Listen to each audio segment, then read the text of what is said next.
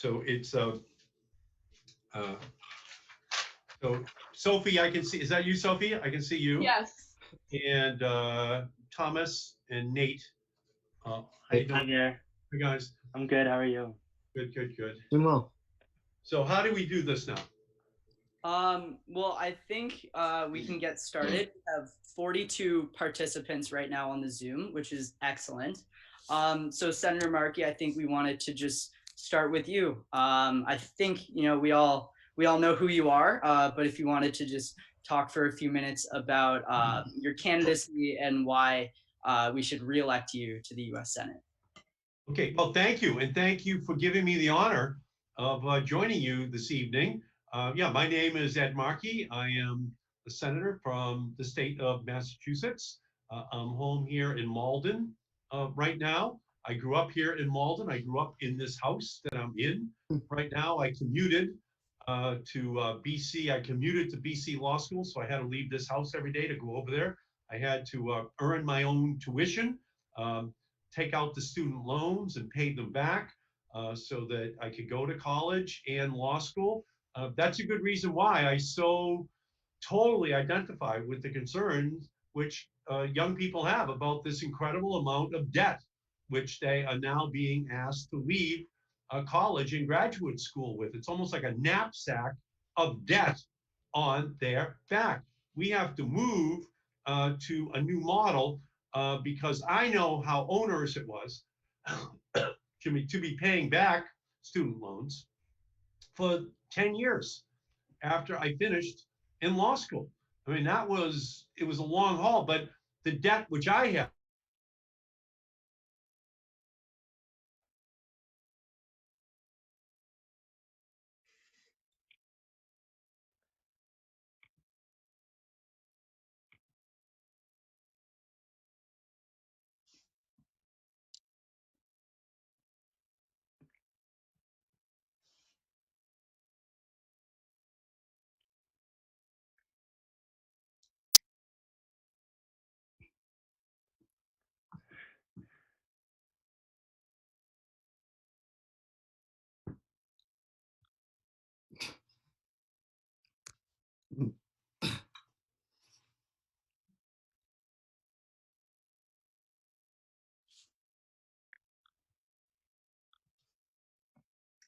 I think we have a little Wi-Fi issue. We are sorting that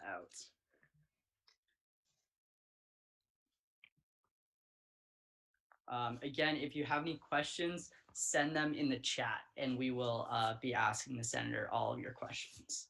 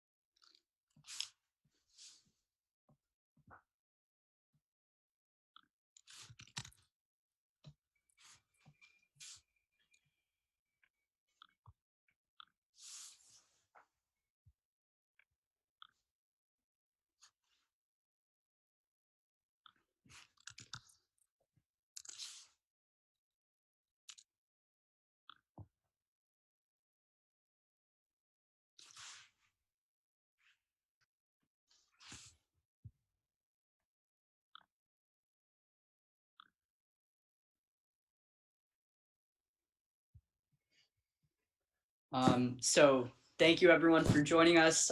We're just figuring out some Wi-Fi technical difficulties, and the senator will be back with us momentarily. Again, if you have any questions, feel free to put them in the chat. And if you asked a question during the if you asked a question when you filled out the Google form to sign up for this event, we already have your question. So thank you everyone for joining us.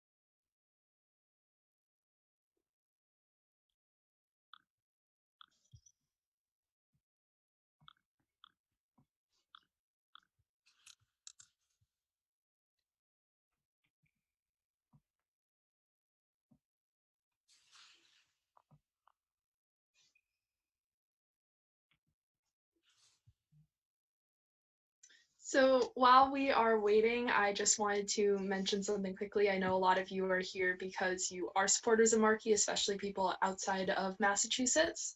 So there's actually a Students for Markey group that is completely run by high schoolers that they've been doing some weekly phone banks. They have some big events coming up. So if you are interested in joining that, you can go to bit.ly/students for Markey, and the first letter of each of those words is capitalized. So hopefully we will have the senator back in a moment, but thank you guys for sticking with us.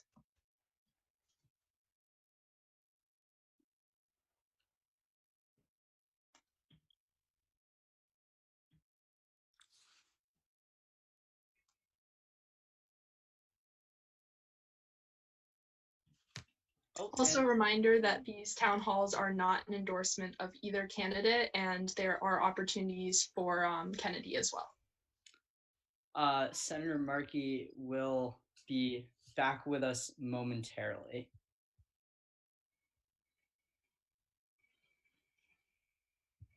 And I just need to unmute Senator Markey. Okay. Senator Markey, are you back with us? I am back. I was in, and then when I try to get back in again, I had to plug in all these codes to come back to you. So stop my video. Excellent. Can you guys hear me? Yes. Okay. So okay, good. All right. So sorry, guys. No worries. So we were just right in the middle of introductions if you want to continue, Senator. Yeah, so, and I apologize to you, in the world of Zoom, we now have to accept that technology is not as controllable as we would like it, and Zoom still has a lot of work to do to work out all of the kinks in its technology. So again, student loans, Pell Grants, work study, all of this uh, is at the heart of how I went through school. So I know how essential it is to have all of those uh, federal programs available for young people so that they can have a chance to maximize all of their God-given abilities. So my father drove a truck for the Hood Mill Company. So I was the first person in my family to go to college. So I know how critical it is to make sure that public community colleges, public universities are free, and that we need to move towards debt forgiveness for student loans. We have to make sure that the interest rates are affordable and not onerous. We have to make sure that we provide pathways for young people to be able to realize their dreams. That's my goal, because that's how I got to be a United States Senator. That's how I got to go to college, how I got to go to law school. And without all of those federal programs, it would have been impossible. Today, they're not generous enough. They're too onerous. They have to be expanded. We need to make sure that everyone has a chance to realize their dreams. Here in Malden, where I still live, Malden High School 2 years ago, the graduating class was 28% white, 25% Asian, 24% Latino, 23% Black, the most diverse high school in America, 65,000 people here in Malden. Well, these young people are working just as hard as the young people worked when I was growing up. So we have to guarantee that they have access to the same opportunities, that they can realize their dreams. On on this whole coronavirus crisis, I think that obviously Donald Trump is proving himself to be completely and totally unqualified to be the president of the United States, to be the leader who can stand up and to fight for what it is that we need in our country. It's also shining a light, though, on another piece of science, and that is climate science, the climate crisis, and the need to put in place the kinds of programs that are going to transform our relationship with our planet. Congresswoman Alexandria Ocasio-Cortez and I introduced the Green New Deal just a little more than a year ago. And the Green New Deal, since she and I introduced it, have transformed the way that everyone views this issue of the climate crisis. And what we did in that bill was we made it very clear, number one, that the planet was dangerously warming. There are no emergency rooms for planets, and we have to engage in the kind of preventative care which will be able to avoid the worst, most catastrophic consequences. And by that, we mean that the oil companies and the coal companies and the gas companies and Donald Trump and Fox News, who attacked the Green New Deal, calling it socialism, well, we know that they're going to be in the White House begging for federal money, taxpayer money, for the oil, gas, and coal industry now that they're in desperate straits. And they won't call that socialism. They're going to call that's the free market at work as they come to Washington. And all we're saying is give us some of that socialism for wind and solar and all electric vehicles and for storage battery technologies and for all of the energy efficiency and clean energy technologies of the 21st century. And we will bury the fossil fuel industry within a generation. We know we can do it. And we also know that we have an ability to do this with intersectionality, to do it with frontline communities that are going to be the beneficiaries, because we know that Black and brown families have always breathed different air than white suburban communities in our country. And we have to make sure, and that's what Alexandria and I did in this Green New Deal, we made sure that we talked about that, and that we would have to not just create millions of jobs in order to deploy the new technologies of the 21st century, but we had to do so with justice. We had to make sure that everyone who had been historically excluded was able to benefit from this incredible blue-collar job creation revolution that the Green New Deal will unleash. We can save all of creation by engaging in massive job creation, but we have to do it with justice. We have to do it in a way in which we include everyone that historically has been left out. And by the way, a big part of the original New Deal left out many parts of the African American and minority community in the United States of America. It was written right into the laws. So from my perspective, the coronavirus crisis just shows once again what happens when you deny science, when you ignore science. We have to put science front and center on the climate crisis, because there will be no vaccines that are developed to protect us against climate change. We have to do it preventatively. We have to put in place all these technologies now so that we don't allow the planet to dangerously warm itself even more than it has already. And on the issue of gun safety, back more than 20 years ago, I was successful in changing the law so that we banned 1 million semi-automatic assault weapons per year that were being sold for $90 a piece on the streets of the United States. And I was able to get them banned. That ban is still in place. We would have probably 20 million semi-automatic assault weapons from China at under $90 that would have come to the streets of our country.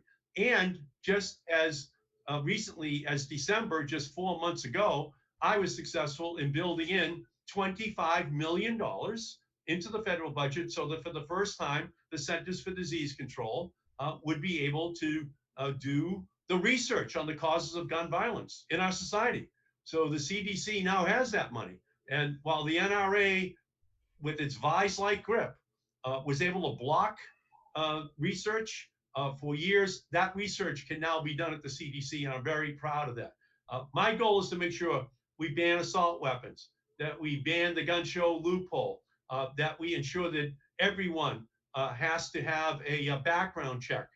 In other words, that we make NRA stand for not relevant anymore in American politics. We have to stand up and fight for them so that we have the strongest possible gun laws in the country. Massachusetts is at the top of the list of strong gun laws. We're still not as strong as we should be. We have to make sure the rest of the country follows us. That's what I've been doing on the Senate floor. I have been leading and delivering for Massachusetts and for the country on climate change, on guns, on protecting our citizens, on creating opportunities for young people to be able to realize their dreams. That's really what my time in the United States Senate has been all about.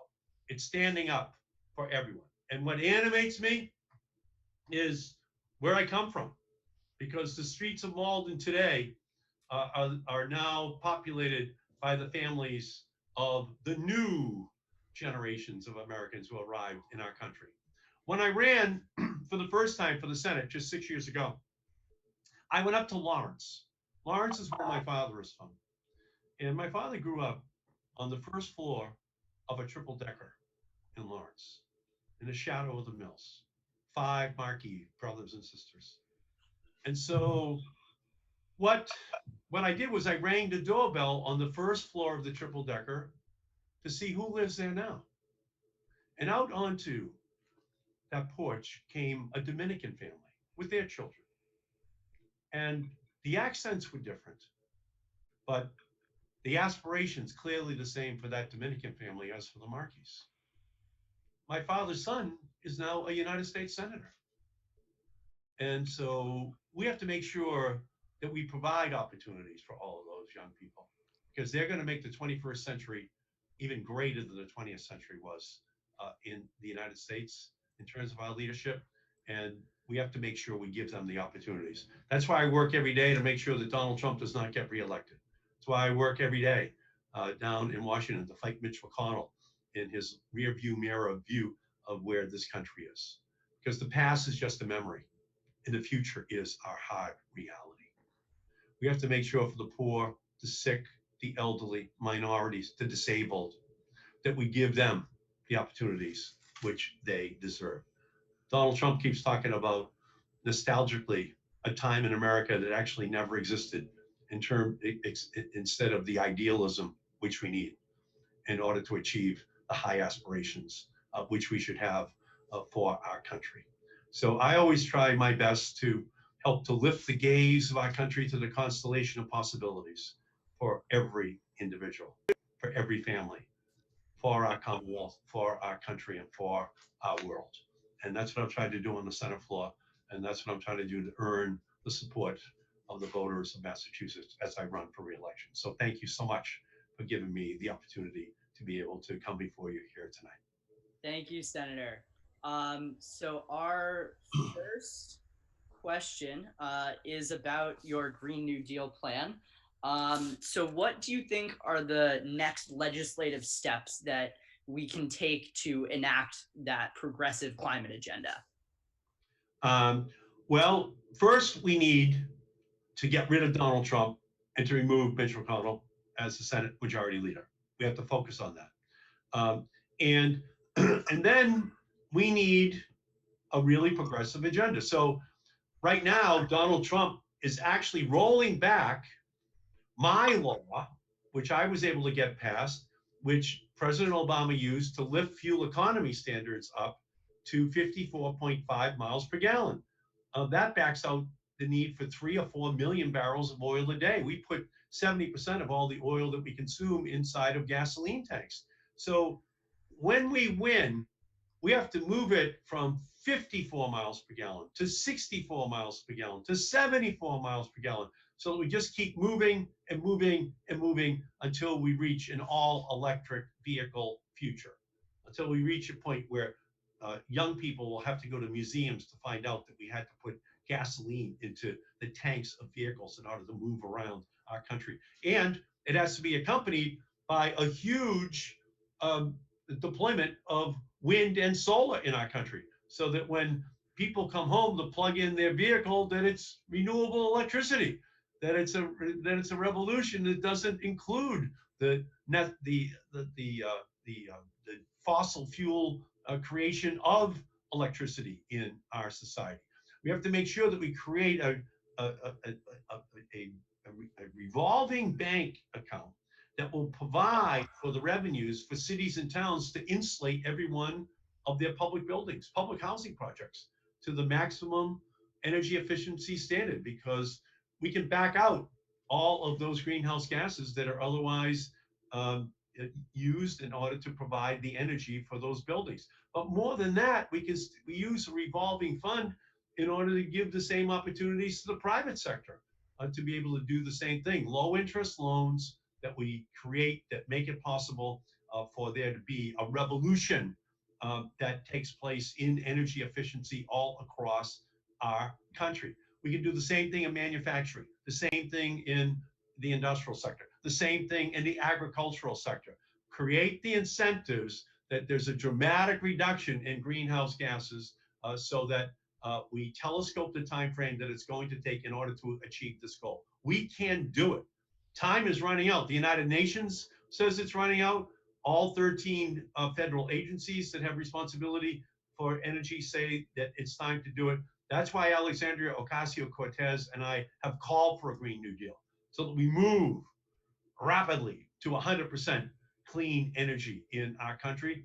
And it's going to be your generation that ultimately is responsible for helping us to pass the laws and then to deploy these technologies that become the model for the whole rest of the planet. Awesome. Thank you so much, Senator. So our next question is, what policy of yours will best help high school students? Well, I would say that climate change is obviously an issue that high school students care about. You will have to live with the consequences of a lack of attention that is paid to that issue. And every year that goes by becomes more and more dangerous for young people today. You will be around in the year 2100.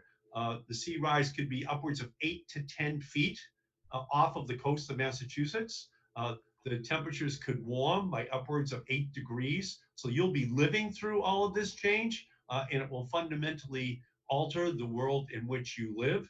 But I would add as well that from a student perspective, a vast expansion of student loans, of Pell Grants, but free public, community college and universities, and loan forgiveness for young people so they're not shouldering this incredible debt. So I could continue to go down the list, but from my perspective, I continue to put climate change at the top of the larger agenda, and student loan relief, at the top of the agenda for individuals, so that they're able to realize their God-given abilities. Absolutely. Thank you so much. Thank you. So our next question is, what is your proudest accomplishment in the Senate? That is an excellent question. I have about over 500 laws that are on the books, and it's hard to pick just one. I just talked about the fuel economy standards. That's still the most important greenhouse gas reducing law that's ever been passed in any country in the history of the world. That law, so I'm very proud of that. And I'm also the author of the net neutrality legislation down in Washington. So I look at many of these laws, but my mother was a brilliant woman. She didn't get to go to college, but she could kind of do calculus for fun at the kitchen table. But women just didn't get a chance to go to college in that era. She used to, when she was disappointed in me, she said, "Eddie, your father and I are going to donate your brain to Harvard Medical School as a completely unused human organ. You have to learn how to work smarter, not harder." So when my mother got Alzheimer's, my father, who was the milkman, said, we have to keep your mother at home. I don't want her to go to a nursing home. So actually, I'm here in the dining room. That's where we kept my mother, right here in the dining room in the bed, at age 80, 82, 84, 86, 88, 90.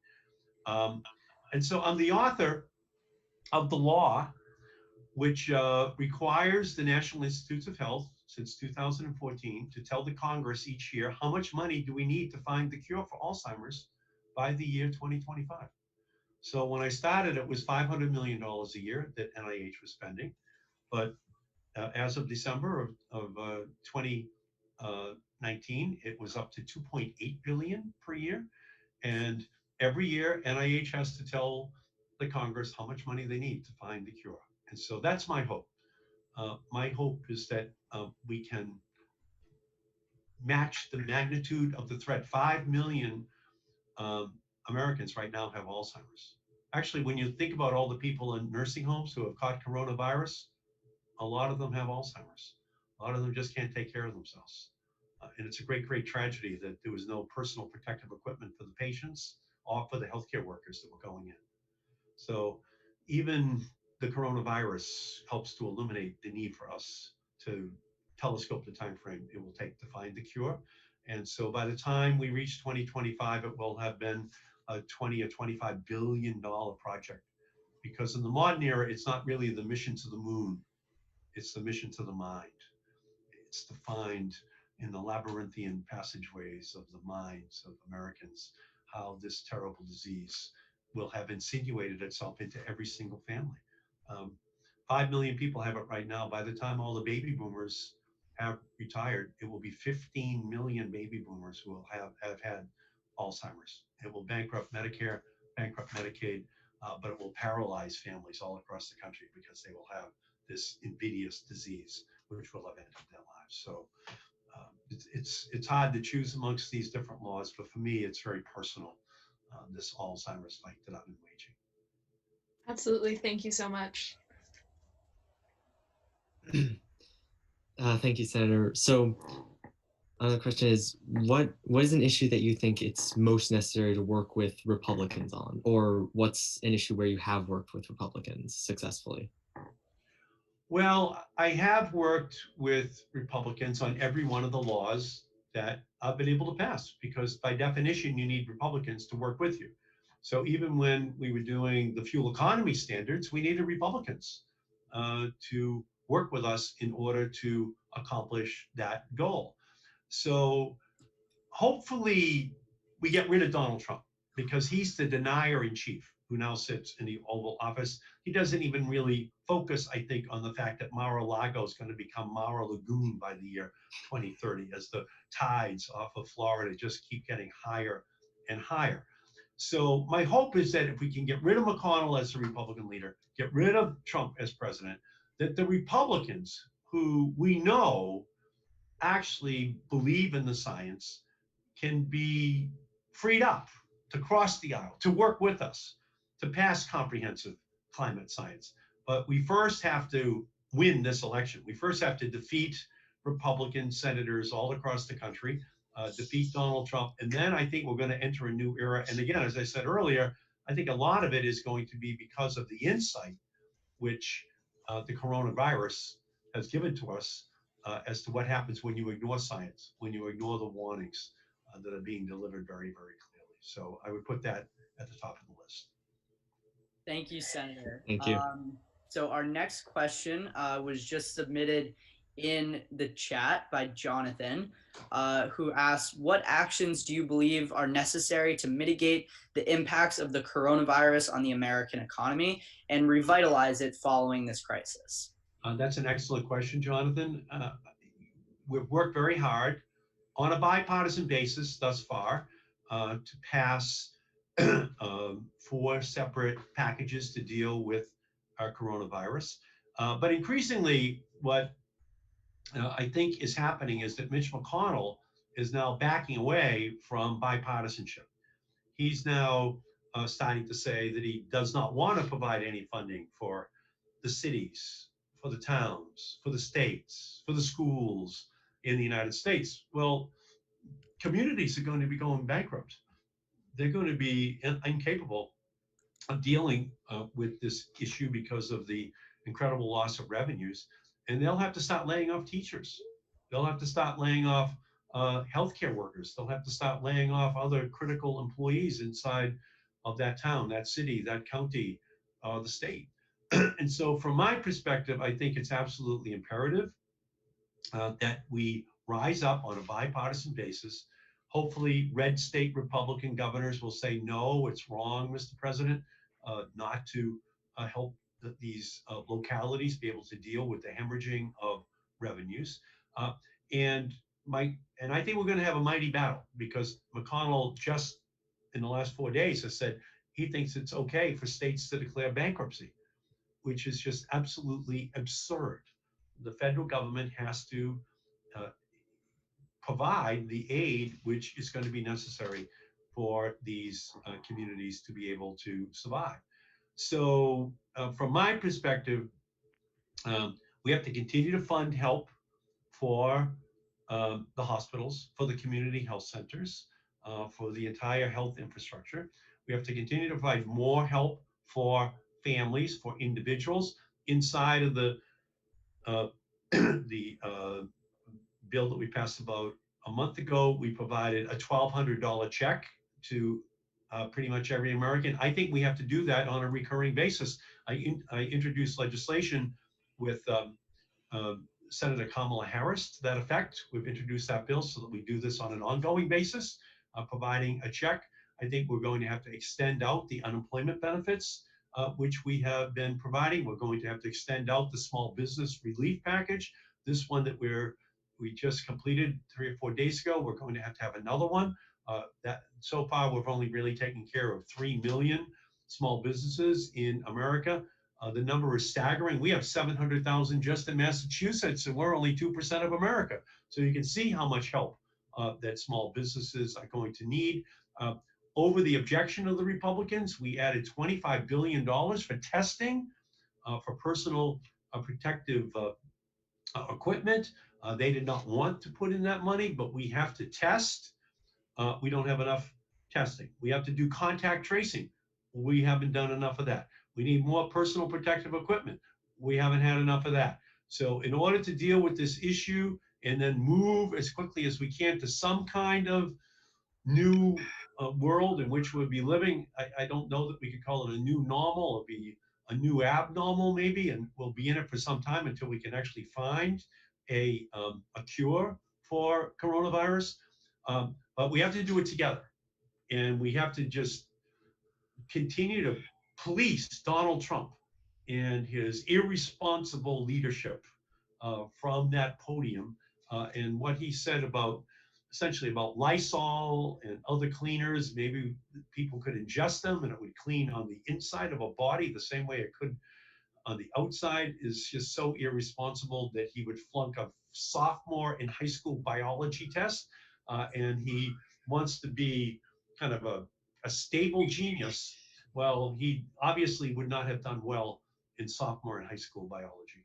So we have to work together and continue to fund all these programs that are protecting families out there. And by the way, let me just add this. We have to make sure we protect minorities. I worked very hard in this past bill to make sure that $60 billion was set aside for minority businesses, for women-owned businesses, because a lot of the money in the first round went to these larger small businesses. But they might have 200, 300, 400 employees. You have to be cognizant of that this is having a profoundly negative impact on the minority and women-run businesses that just don't have the lawyers, accountants to be able to compete as well for this money. So that way, $60 billion has now been set aside in this new body of funding. But going forward, I think we have to do even more. We have to do even better to make sure that we give everyone an opportunity to be able to benefit from these programs, but especially minorities. Awesome. Thank you so much. So our next question is, what democracy reforms do you support, such as making Election Day a holiday and lowering the voting age? Yeah, I would say let's make Election Day a holiday.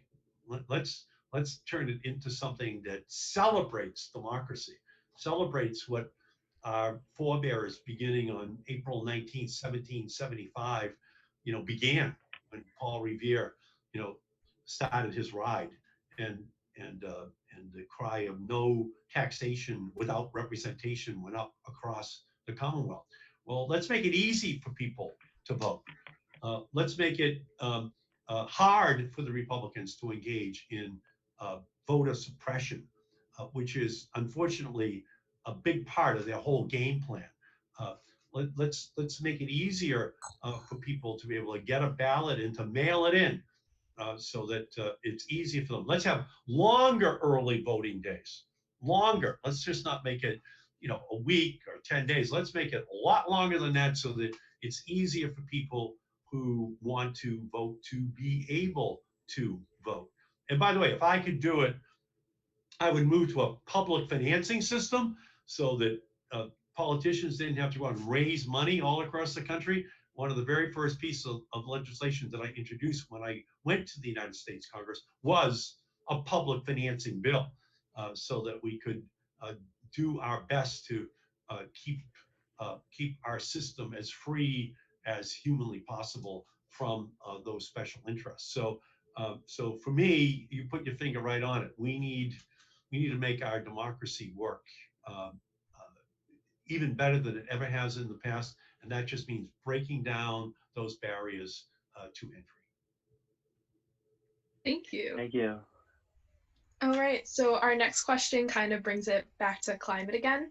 So it's, what is your plan to encourage other countries to adopt renewable energy practices? And furthermore, what do you plan to do in assisting countries that possibly are unable to easily transition or unable to afford to transition to renewable energy? Yeah, that is an excellent question. Well, I think the first thing we should do is pass our own permanent tax breaks for wind, solar, for all electric vehicles, for storage technologies. Let's be the leader. The tax breaks for the oil industry have been on the books for 100 years. We need to do the same thing in our clean energy sector, and then we get a chance to invent it, to deploy it, to lower the price of it. And then you can export that a lot easier when people know that it's inexpensive. That's what we actually did with the wireless devices. You know, I'm actually the author, the Democratic principal author of the 1996 law. Not one home in America had broadband in February of 1996, only 24 years ago. Now, today, a kid thinks it's a constitutional right to have a 50-inch HD screen with interactive with their wireless device on their lap. Okay, but it's not the way it's always been. We did this, and I'm very proud of the laws which I passed. Well, in Africa right now, there's like 500 or 600 million people walking around with this device because we invented it. We went first.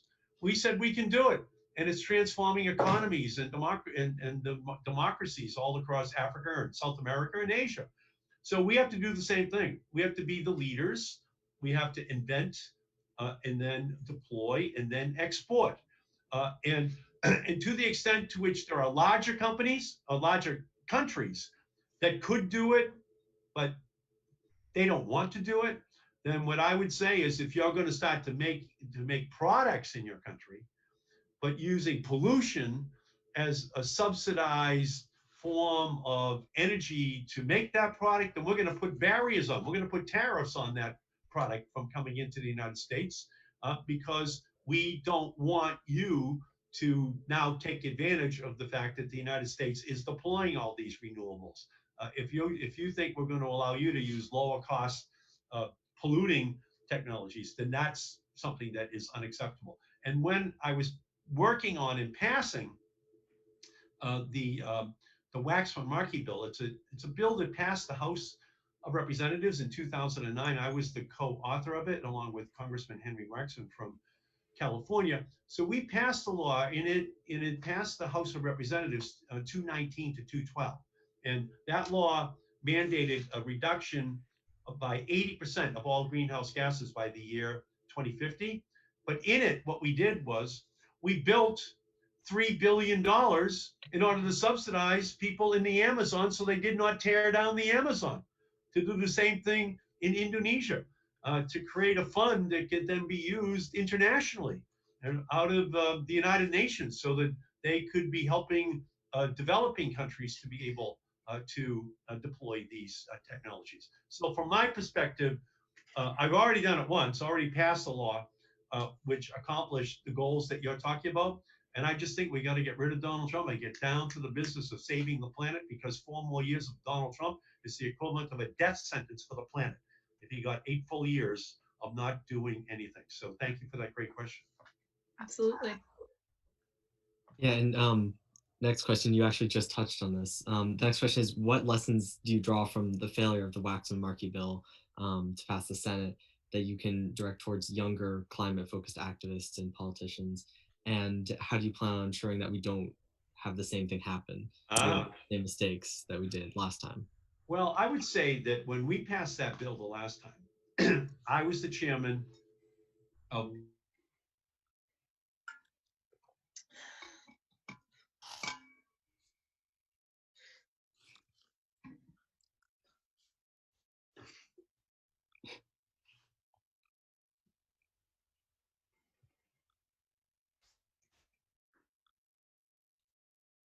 I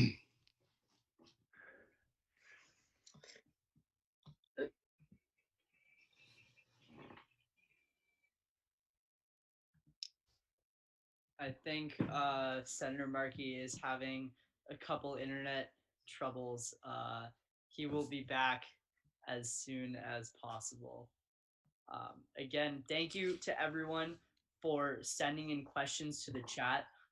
We are trying to get to as many of them as possible.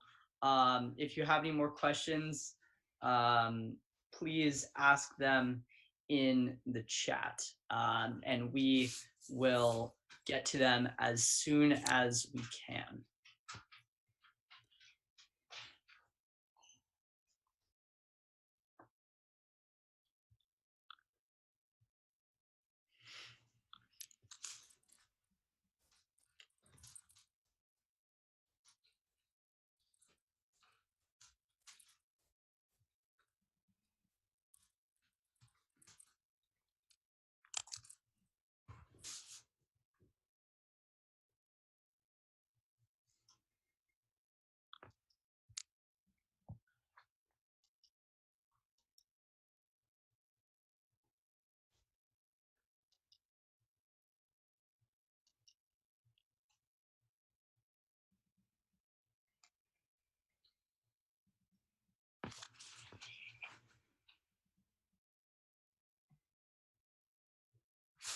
All right, Senator Markey will be back with us momentarily. I just need to unmute him.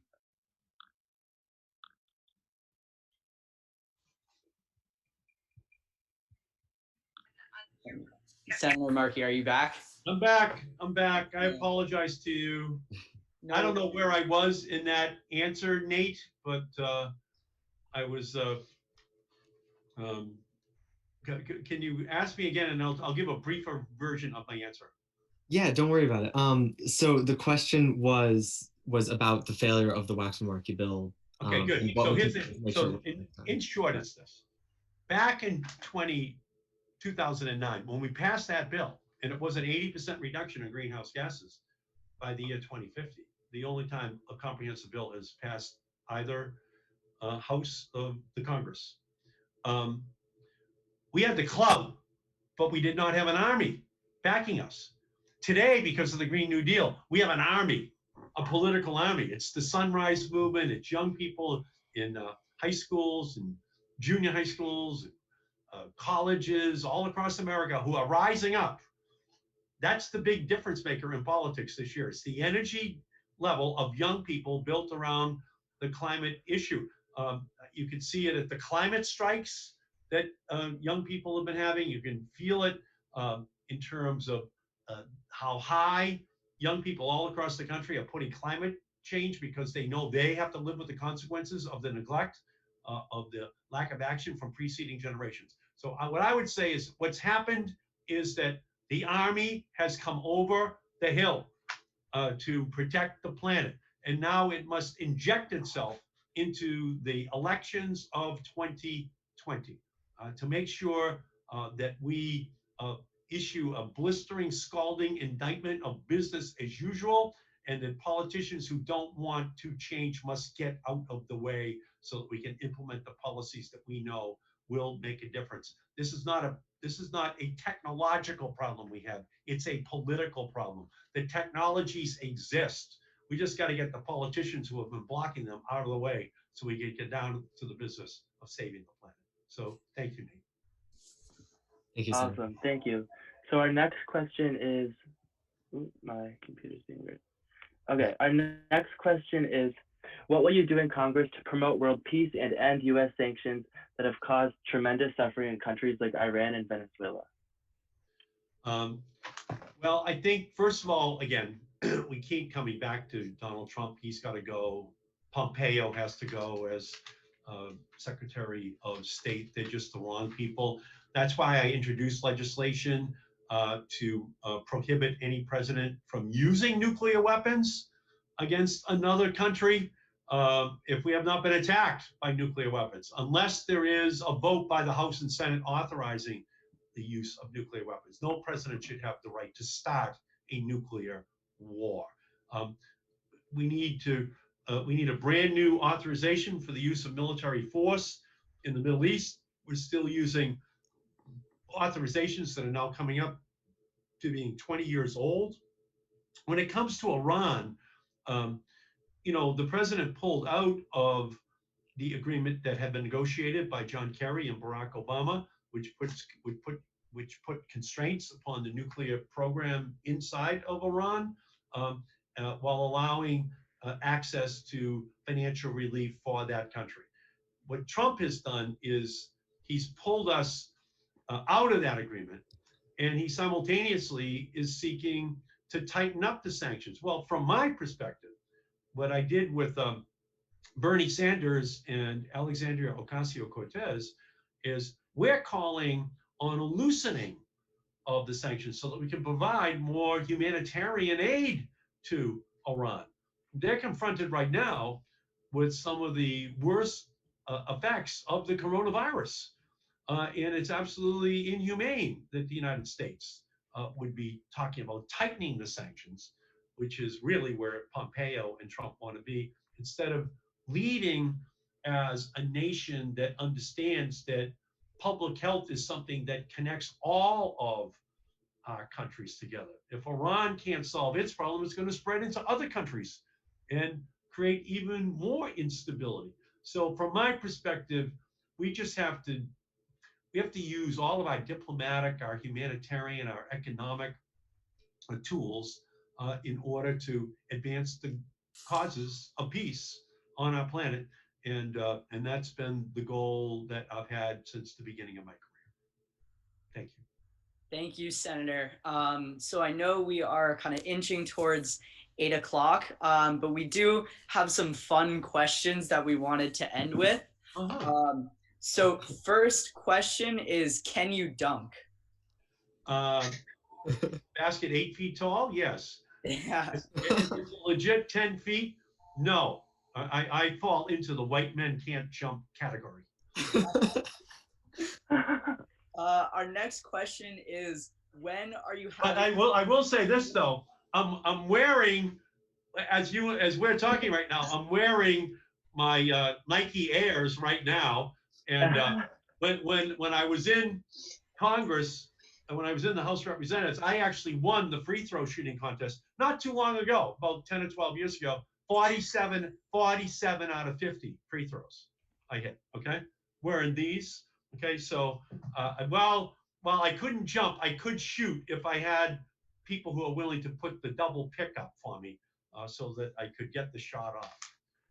Our next fun question is, when are you going to have a free throw competition with Attorney General Healy?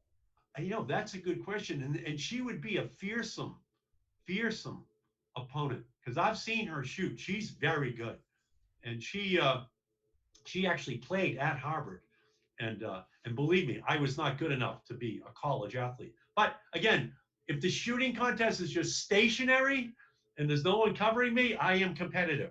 So I like your idea. I like your idea a lot. And our last fun question is, our second to last, excuse me, if you could play one-on-one basketball game with anyone, who would it be and why? Now that's a great question. If I could play one-on-one with anybody, you mean you're including people who I would lose to, of course, which would be all of these great players. If I could play one-on-one with anybody, I would say, and I'm calling him out, it would be Barack Obama. I would like to go one-on-one with Barack Obama and just see what kind of game he's got, because he only made his high school basketball team, same as me. He didn't play in college either. So I think that would be a fun game, just to see who still had the shot. Absolutely. And our final fun question is, what is something fun you've done during quarantine to keep you occupied besides campaigning and obviously fulfilling your duties as a senator? Well, I would say that there have been some some old Boston Celtics games that have been on that you would never see again. And you forgot how great Larry Bird and Kevin McHale were in those games. And so for me, the treat has been that because, and I miss actual Red Sox, actual Bruins and Celtics games today. I'd rather have them than some of these old games that are substituting for them. But it's been a little bit of a treat, but it's wearing a little thin. You know, I'm hoping that Trump shows real leadership so we can get out of this coronavirus pandemic, so that we can go back to real games again, but not until we get the health okay from the scientists and the medical community. So I would say just sitting and watching these games. And I actually bought a basketball net, and I put it out in front of my house. Oh no. Uh-oh. Oh no, I think we have another Wi-Fi issue. We Anyone will. want to help us chip in to buy him an actual Wi-Fi router? Not an endorsement. We will be getting Senator Markey back as soon as possible, and then we will kind of wrap things up as we're getting to 8 o'clock. But I do just want to thank everybody for hopping on today. You know, I know there's a lot going on with coronavirus stuff, and you know we're all really busy, but I think this has been a really excellent town hall. I will say at the very end, I will unmute all of you so you can say hello to Senator Markey. But we've just kind of been keeping people on mute to keep things rolling throughout the town hall.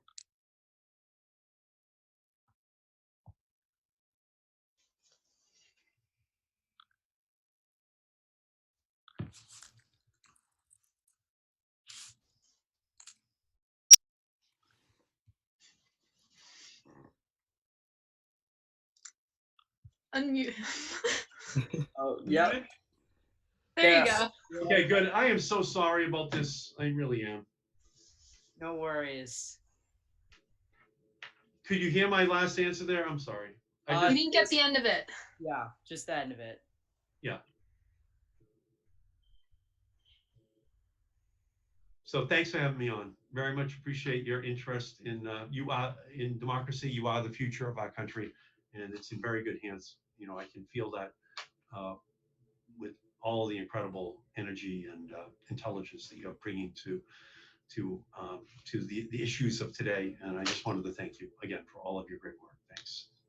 Thank you, Senator Markey. And now that we're wrapping up, I will just go ahead and unmute everybody so they can thank you as well.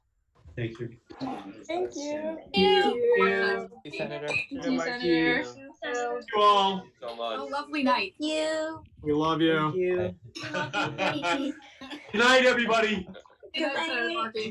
Senator Markey.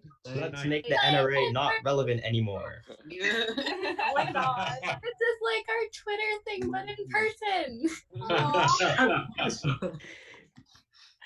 So you guys are great to do this. Much appreciated. And whatever help you could give me in this race, I would obviously appreciate. But thank you. Of course. Thanks again. Thank you, Senator. Hey, Doug. Thank you to everybody for hopping on. This has been wonderful. So have a great night, everybody. Thank you, guys. Thank you. Thank Thank you. you. Thank you. Thank you. Join Senator Markey, everyone. Thank you, guys. Yes. All right, I'm gonna end the Zoom. Thank you to all of you for showing up tonight.